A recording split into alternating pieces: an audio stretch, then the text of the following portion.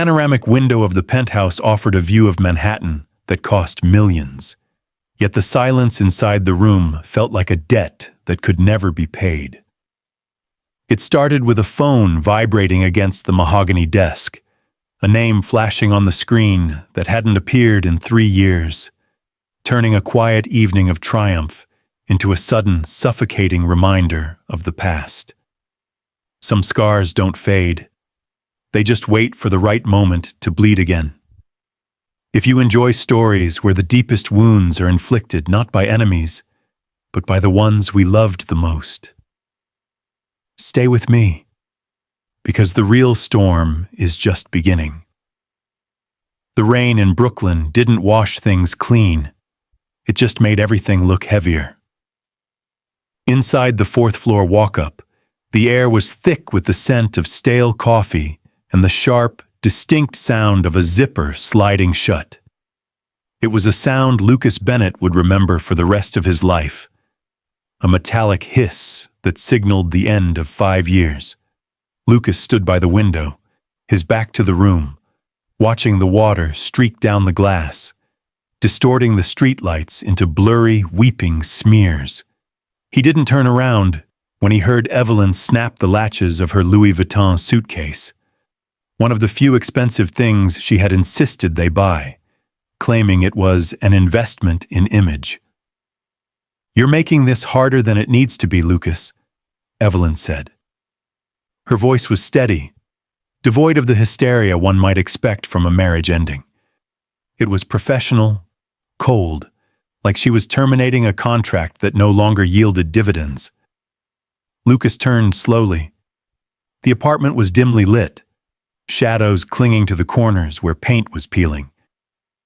Evelyn stood in the center of the living room, dressed in a trench coat that was too thin for the November chill, but perfect for the car waiting downstairs.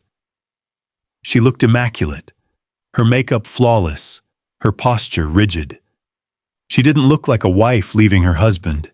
She looked like a woman escaping a burning building she had set on fire herself.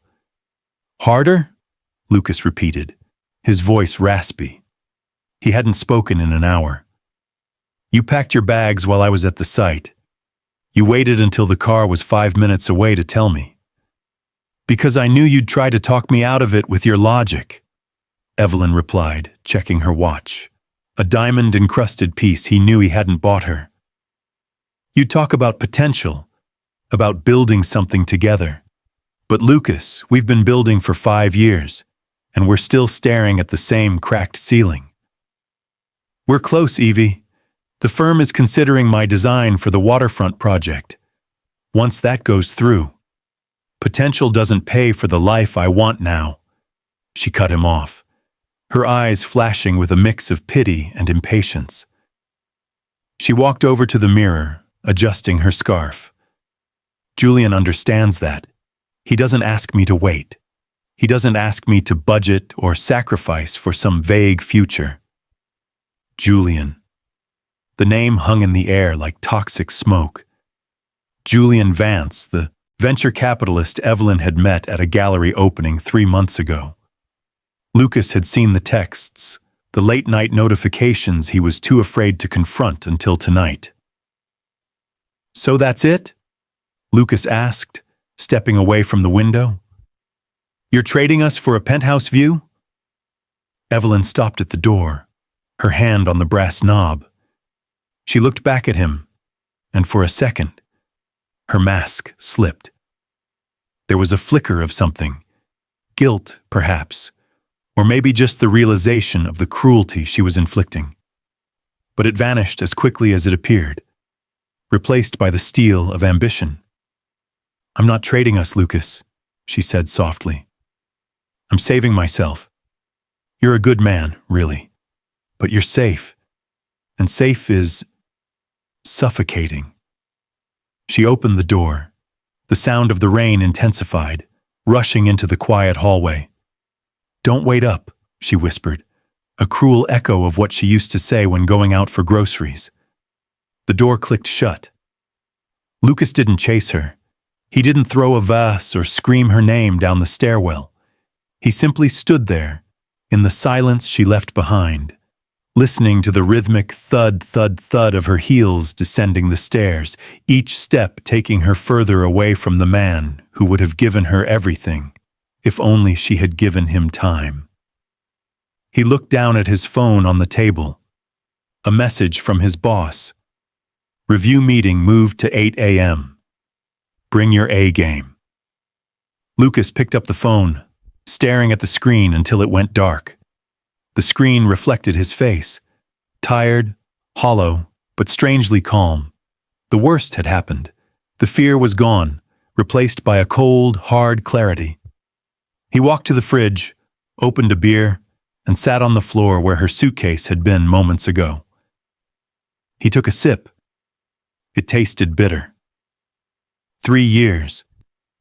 He gave himself 3 years to make sure that the next time she heard his name, it wouldn't be spoken with pity, but with regret. Seattle was a city of gray gradients, a stark contrast to the chaotic vibrancy of New York, and that suited Lucas just fine. Here, the rain was a constant, rhythmic backdrop to his life, washing away the dust of the day before it could settle. Lucas stood on the 24th floor of the Green Tech headquarters, looking out at the sprawling construction site of the Emerald Eco District. 3 years ago, this project was just a sketch on a napkin in a cramped Brooklyn diner. Now, it was a $100 million reality, and Lucas was the man steering the ship. Mr. Bennett? Lucas turned. His executive assistant, Nora, stood in the doorway, holding a tablet and a steaming cup of black coffee. She hesitated, intimidated by the stillness that always seemed to surround him. Lucas had learned that silence was a more effective tool than shouting. It made people nervous, made them eager to please. The zoning commission approved the changes for Block C, Nora said, placing the coffee on his expansive glass desk. And you have the board meeting in 20 minutes. Thank you, Nora. Leave the tablet. He walked over to his desk, buttoning his tailored charcoal suit jacket. It was Italian wool, perfectly fitted, a far cry from the off-the-rack blazers he used to wear to impress Evelyn's friends. He sat down and unlocked the tablet to review the meeting agenda, but his thumb hovered over a news notification that had just popped up on the Bloomberg ticker app. SEC launches formal investigation into Vance Capital for alleged Ponzi scheme. Lucas didn't tap on the article immediately. He stared at the name. Vance. For the first year after the divorce, that name had been acid in his veins. He had stalked their social media profiles like a masochist, watching Evelyn attend galas in the Hamptons, wearing gowns that cost more than his father's annual salary. He had seen the photos of her laughing, a champagne flute in hand, looking at Julian Vance with that devastating look of adoration she used to reserve for him. But in the second year, the photos had slowed down. In the third year, they became sporadic, staged, forced, and now this. Lucas finally tapped the screen. The article detailed frozen assets, panicked investors, and rumors of impending indictments. Julian Vance was sinking, and he was dragging everything attached to him down into the abyss. Lucas swiped the notification away. He felt a cold, hard knot in his chest. Not joy, not exactly. It was more like the satisfaction of a structural engineer seeing a poorly built bridge finally collapse under its own weight. He had known the physics of their relationship were flawed from the start. Vanity has no foundation. He took a sip of the coffee. It was hot, bitter, perfect. His phone buzzed on the desk.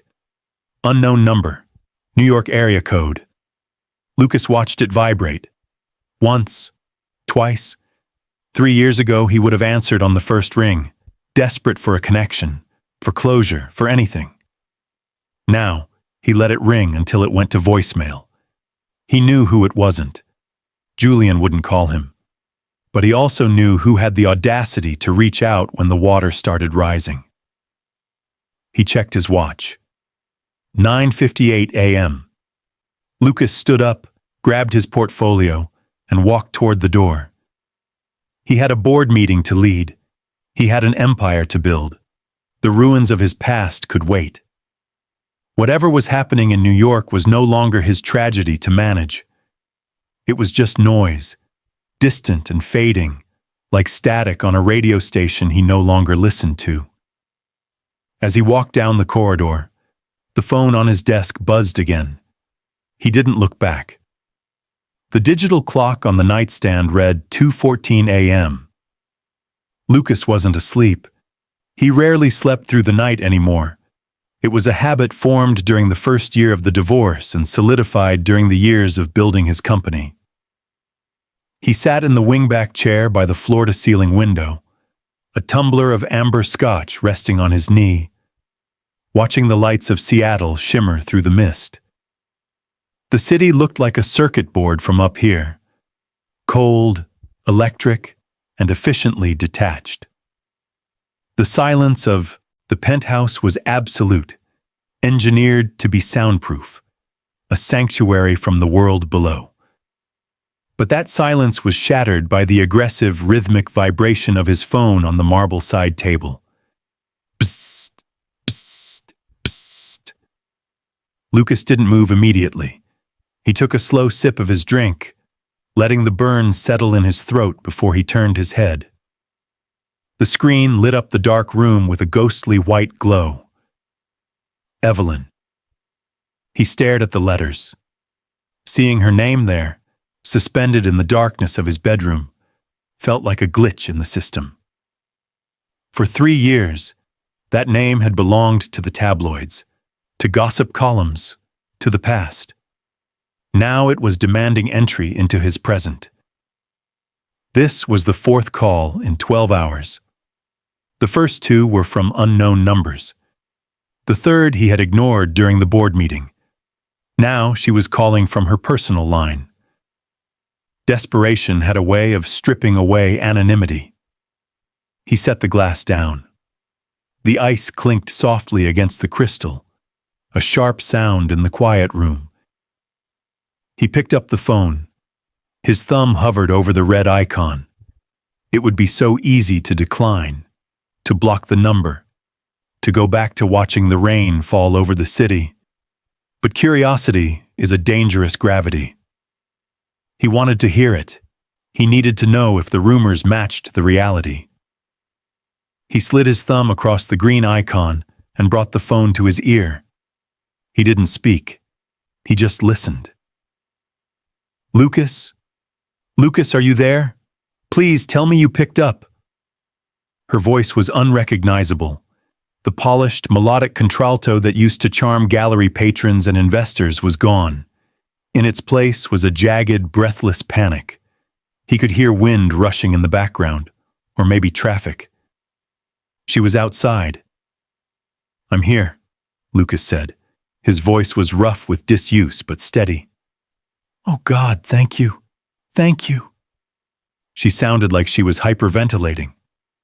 I didn't think you would. Lucas, I'm in trouble. Real trouble. I read the news, Evelyn, he said, cutting through her babble. Vance Capital imploded. It's all over the wire. It's not just the company, she sobbed, the sound distorted by the connection. They came to the apartment this morning. The FBI, Lucas. They took everything. Laptops, files, jewelry. They even froze my personal accounts. I don't know where Julian is. He left 2 days ago for a business trip, and his phone is dead. Lucas looked out at the city.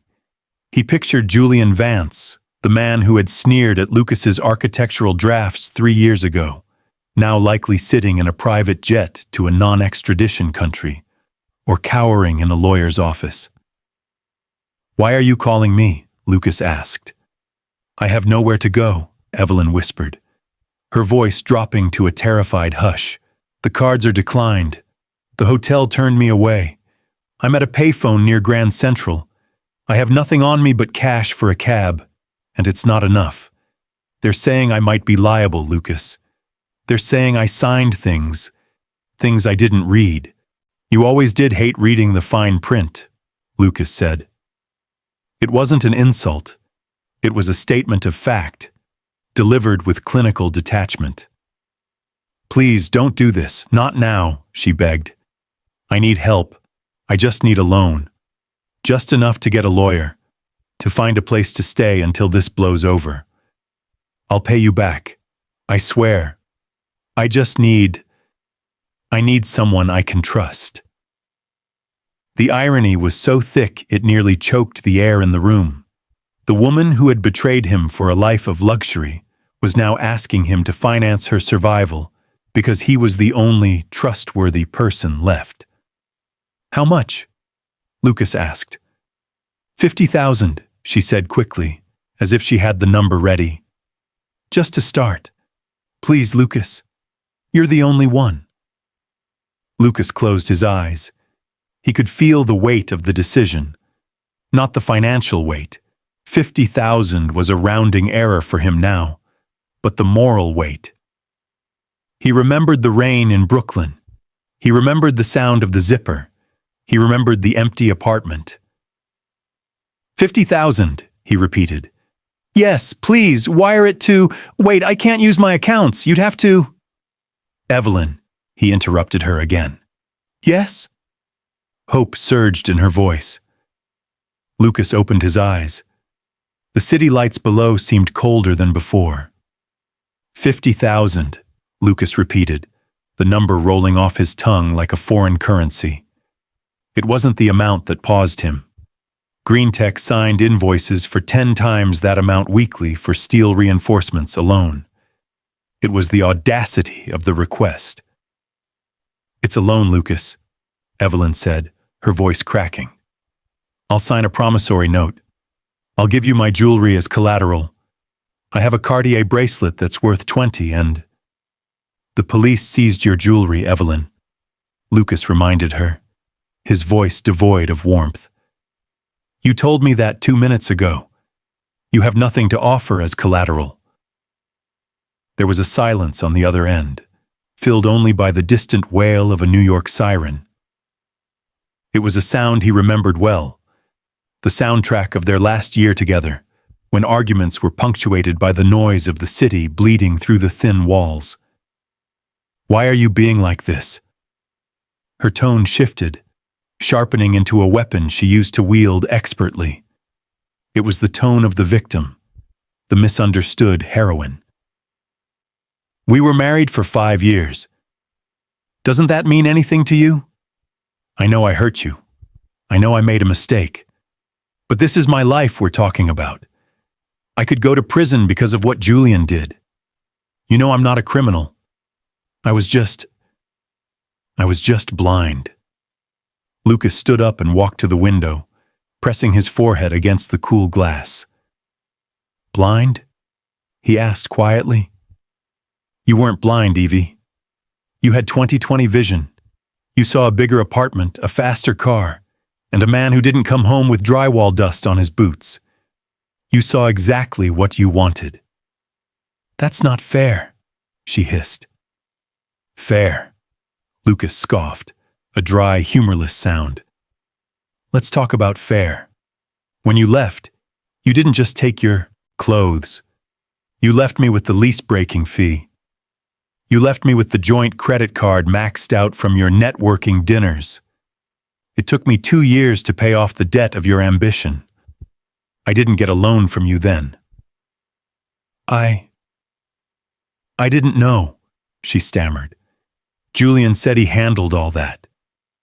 Julian, Lucas said, the name tasting like ash.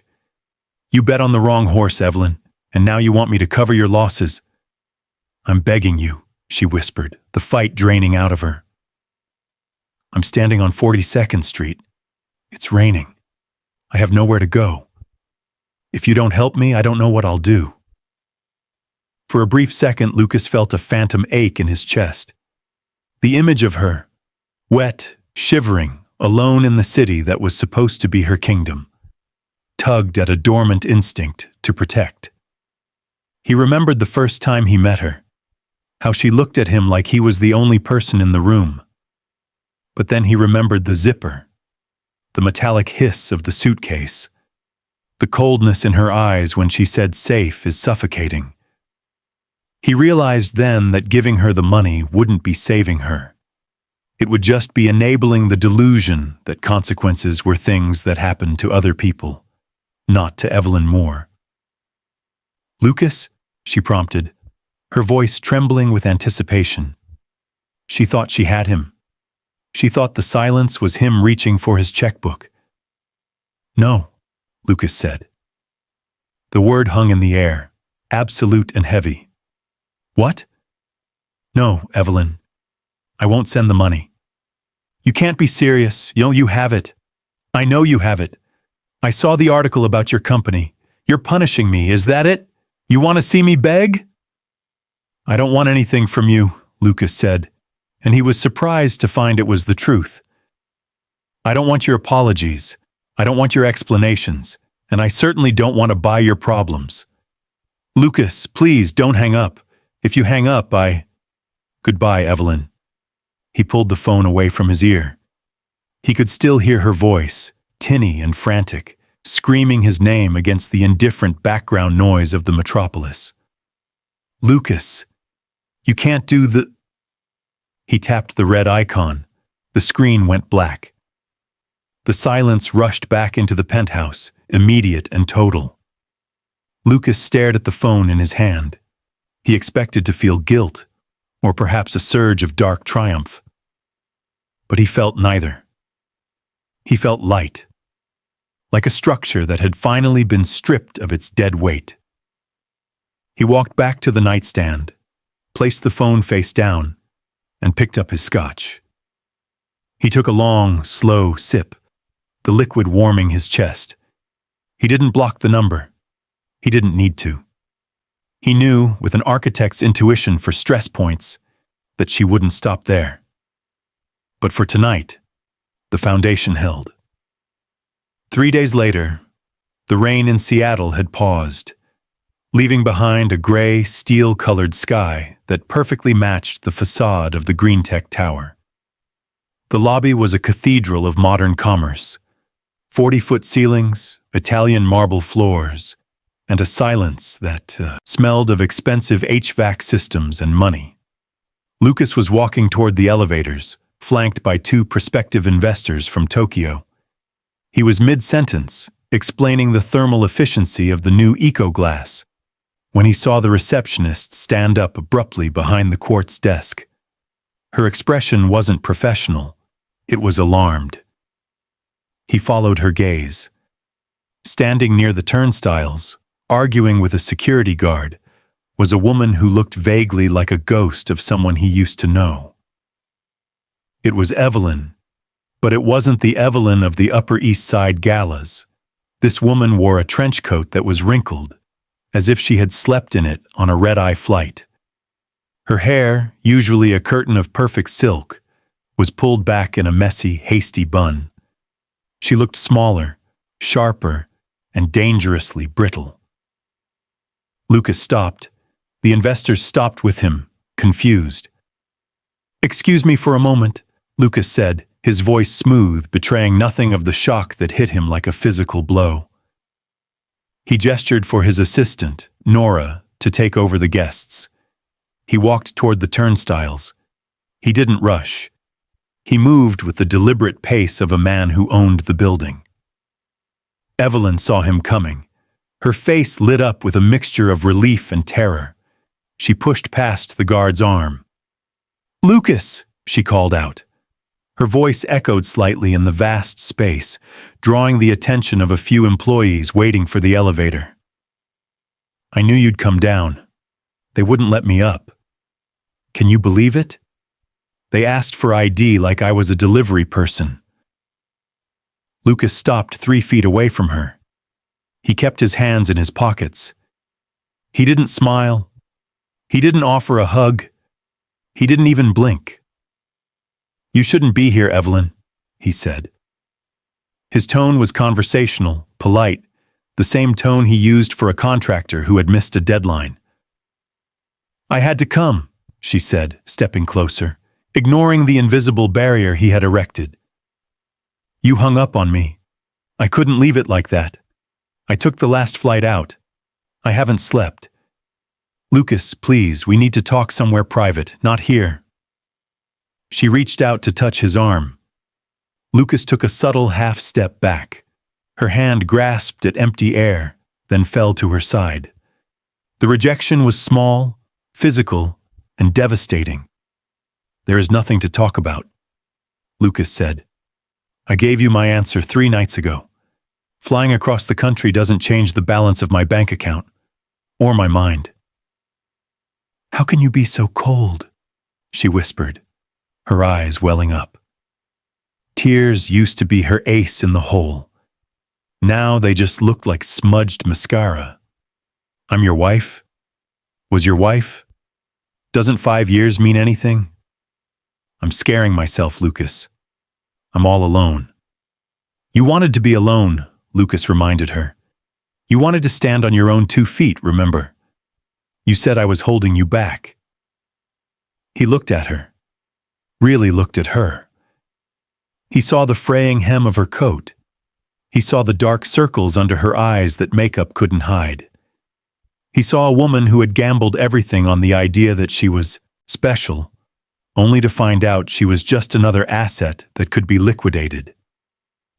"I made a mistake," she choked out. "I'm admitting it. What more do you want?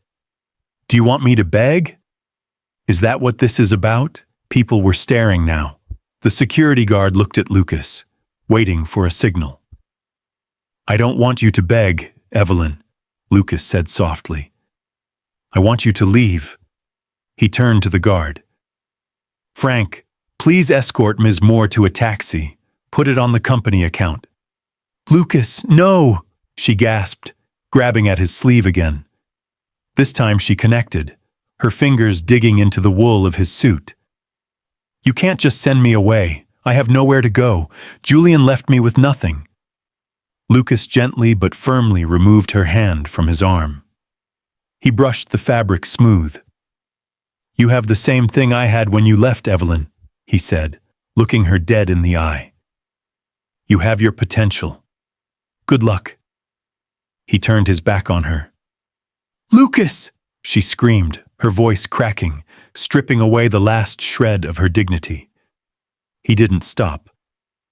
He walked back toward the elevators, back to the investors, back to the life he had built from the wreckage she had left behind. Behind him, he heard the scuffle of shoes and the low, professional voice of the guard guiding her toward the revolving doors. He stepped into the elevator and pressed the button for the penthouse. As the doors slid shut, cutting off the view of the lobby, he didn't feel triumph. He just felt tired. The dossier landed on the glass desk with a heavy, final thud. It was 9 p.m. Outside, Seattle was disappearing into a thick fog, the kind that swallowed buildings whole. Inside Lucas's study, the only light came from the desk lamp and the glow of his lawyer's tablet. Marcus, Lucas's attorney and old college friend, sat opposite him. He looked tired. He had spent the last 24 hours digging into the debris of the Vance Capitol explosion, at Lucas's quiet request. "It's worse than the news is reporting," Marcus said, loosening his tie. "Julian Vance didn't just run a Ponzi scheme. He built a firewall of human shields, and your ex-wife is the primary brick in that wall." Lucas reached for the file. He flipped it open. The pages were dense with legalese, but the signatures at the bottom were unmistakably familiar. Evelyn Moore Vance. The loops of the E were sweeping and confident. The signature of a woman who thought she was autographing her entrance into high society, not her own death warrant. "She is listed as the managing partner for 3 shell companies," Marcus explained, pointing to the highlighted sections. "These companies absorbed the toxic debt right before the collapse. Julian transferred the liability to her name about 6 months ago. The SEC is looking at her as a co-conspirator. The feds are looking at her for wire fraud. Lucas stared at the documents. He remembered Evelyn sitting at their old kitchen table, sighing over the complexity of a utility bill. She had no head for numbers. She barely understood compound interest, let alone offshore tax havens. She didn't know, Lucas said. It wasn't a question. Legally, that doesn't matter, Marcus replied grimly. She signed. Ignorance isn't a defense in federal court, Lucas. Unless she has a shark of a defense team and evidence that she was coerced, she's looking at 15 years. Minimum. 15 years. Lucas leaned back in his chair. He looked at the empty space in the room. He had wanted her to pay, yes. He had wanted her to feel the loss of the safety she had taken for granted. He had wanted her to understand that actions have consequences. But this wasn't karma. This was slaughter. Where is she? Lucas asked. Marcus hesitated, then scrolled on his tablet. The taxi you paid for dropped her off at a motel on Aurora Avenue, the Starlight Inn. It's not a place you want to be after dark. Lucas knew the place. It was a haven for transients and drug deals, a row of decaying doors facing a highway that never slept. Leave the file, Marcus, Lucas said quietly. Lucas, Marcus warned, his voice low. Don't get involved. You're clean. You're successful. She is radioactive right now. If you touch this, you drag the investigation to your doorstep. Let the system handle it. The system is designed to crush people like her, Lucas said, his eyes still fixed on Evelyn's signature. Julian knew that. He counted on it. She chose him, Marcus reminded him. She chose a dream, Lucas corrected. She got a nightmare. After Marcus left, Lucas couldn't settle. The silence of the penthouse, usually his sanctuary, felt oppressive. He paced the living room, the file sitting on his desk like an unexploded bomb. He thought about the lobby, the way her hand had trembled when she reached for him, the fraying coat. She was foolish. She was vain. She was cruel. But she wasn't a criminal mastermind. She was just a woman who had flown too close to the sun with wings made of wax, and now she was drowning. At 11:30 p.m., Lucas grabbed his keys. He didn't take the company sedan.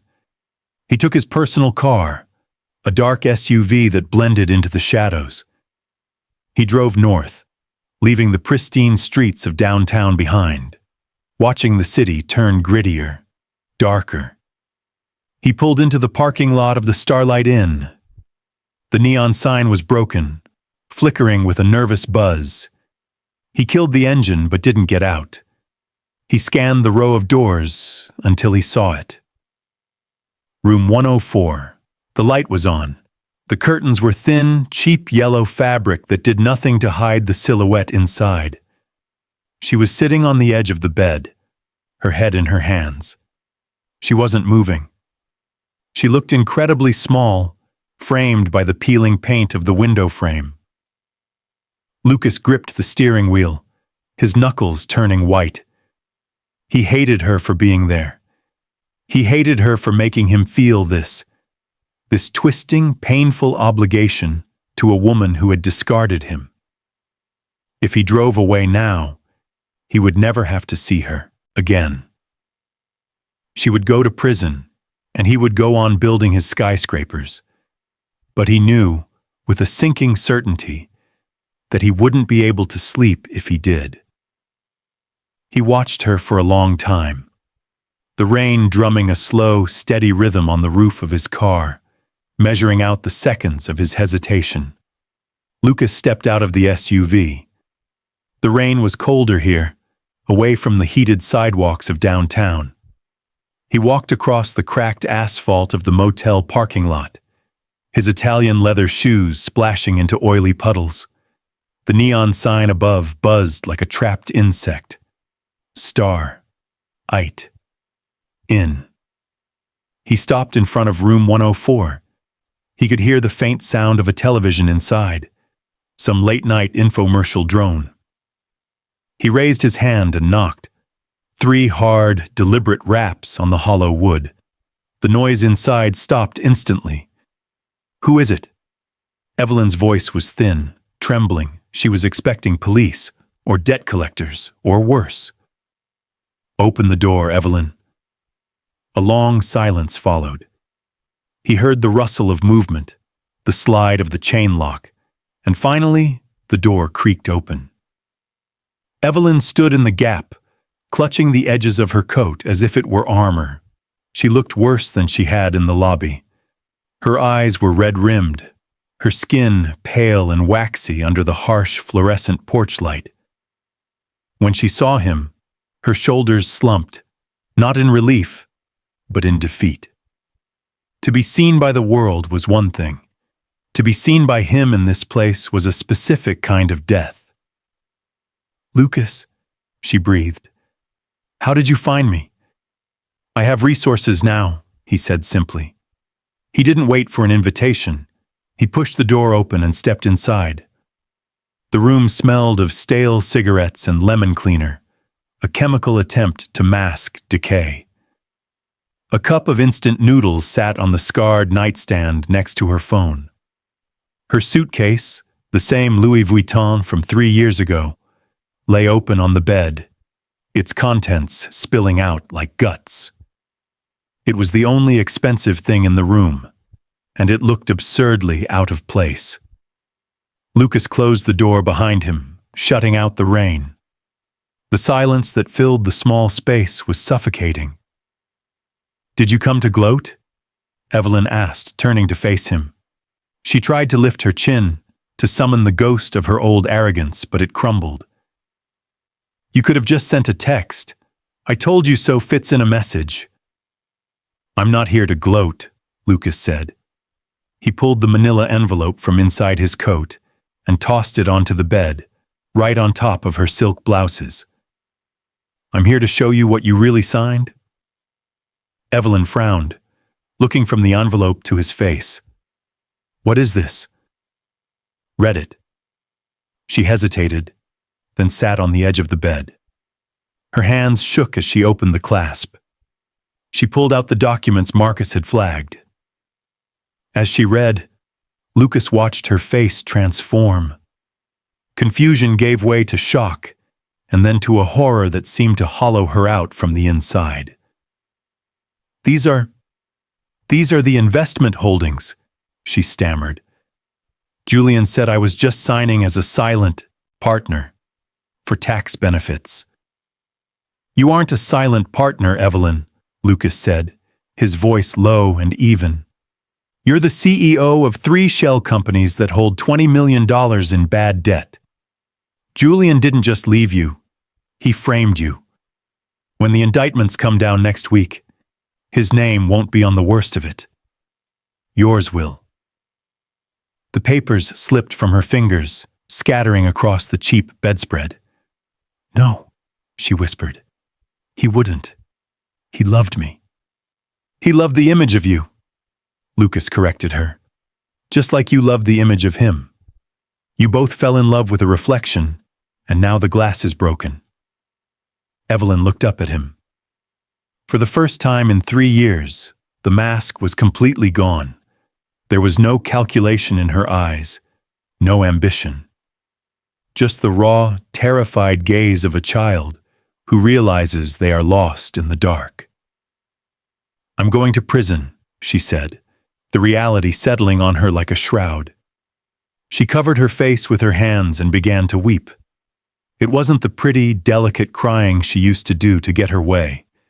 These were ugly, guttural sobs that racked her entire body. "I ruined everything. I ruined my life. I ruined us." Lucas stood by the door watching her. He had replayed this moment in his head 1,000 times over the last 3 years. In his fantasies, seeing her broken was supposed to feel like victory. It was supposed to feel like justice. But as he watched her curl into a ball on the dirty motel bed, surrounded by the wreckage of her vanity, he didn't feel a surge of triumph.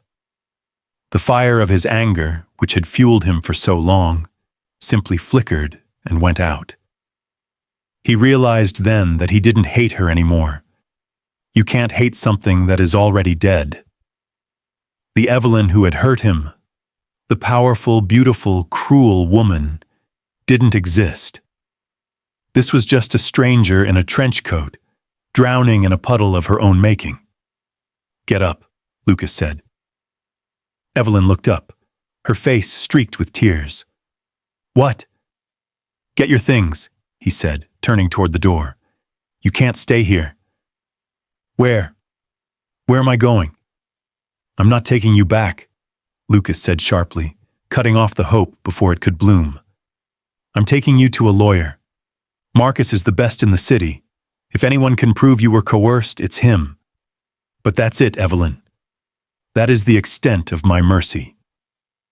He opened the door. The cold air rushed in again. "Pack your bag," he commanded. "The meter is running." 6 months later, the sky over Seattle finally broke its gray habit.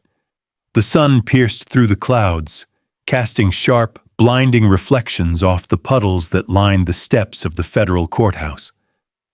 Lucas stood near the bottom of the stairs, checking his watch. He wasn't waiting nervously anymore. The knot in his chest that had been his constant companion for 3 years was gone, replaced by a strange, airy lightness. The heavy oak doors opened, and Evelyn walked out. She looked different.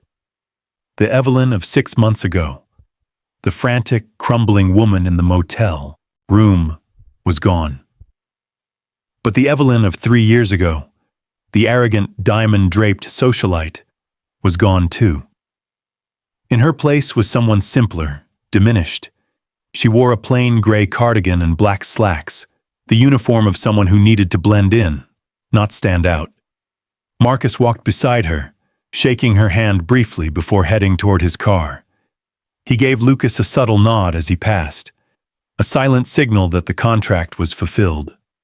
Probation, restitution, no prison time. It was the best outcome money could buy, and Lucas had paid the bill in full. Evelyn hesitated at the top of the stairs, then walked down to meet him. She stopped a polite distance away, clutching a manila envelope against her chest. "It's done," she said softly. Her voice lacked its old musical lilt. It was flatter, tired. 3 years probation, 500 hours of community service, and I have to pay back the investors. It will take me the rest of my life. "It's better than a cell," Lucas said. His tone was neutral. Not kind, not cruel, just a fact. "I know," she said quickly. She looked down at her shoes, sensible flats, scuffed at the toe. "I got a job, at a diner in Belltown. It's hard work. My feet hurt by the end of the shift." "Honest work usually does that," Lucas replied. She looked up at him, and for a fleeting second, he saw the old spark of manipulation, the instinct to charm. "I couldn't have done this without you, Lucas. You saved my life. Literally." "I didn't do it for you," Lucas said, cutting the thread before she could weave it. "I did it so I could sleep at night. I didn't want your ghost haunting me." Evelyn flinched, but she nodded. She shifted her weight, looking around the busy street. "I was thinking, maybe once I get settled, I could buy you a coffee, just to pay you back in a small way. We could talk?" The offer hung in the air, fragile and desperate. She was testing the waters, looking for a lifeline back to the safety she had abandoned. Lucas looked at her. He thought about the empty apartment in Brooklyn. He thought about the rain. He thought about the woman who said safe is suffocating. "No, Evelyn," he said. "Lucas." "We don't go back," he said, his voice firm. "You chose a different path. You wanted a different life. Now you have it. You have a fresh start. Don't waste it looking for a safety net that isn't there anymore. He took a step back, putting more physical space between them. This is it, Evelyn. The lawyer is paid. The case is closed. You're on your own.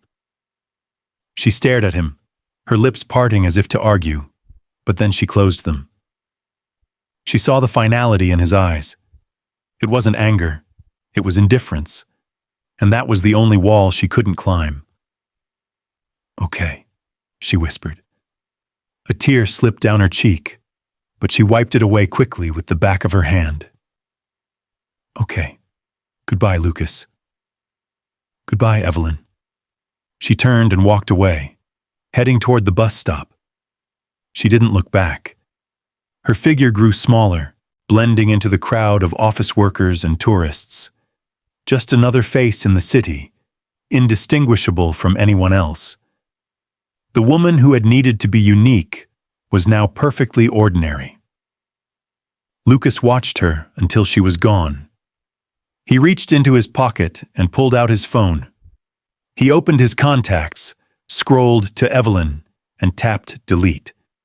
He put the phone away and took a deep breath.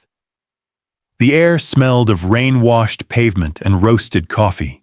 It smelled clean. A car honked nearby. A group of teenagers laughed as they ran for a crosswalk. The city was alive, chaotic, and moving forward. Lucas adjusted his jacket, turned his face toward the sun, and began to walk. He didn't know exactly where he was going for dinner, or who he might meet when he got there. For the first time in a long time, the blueprint was blank. And that was the most beautiful design of all.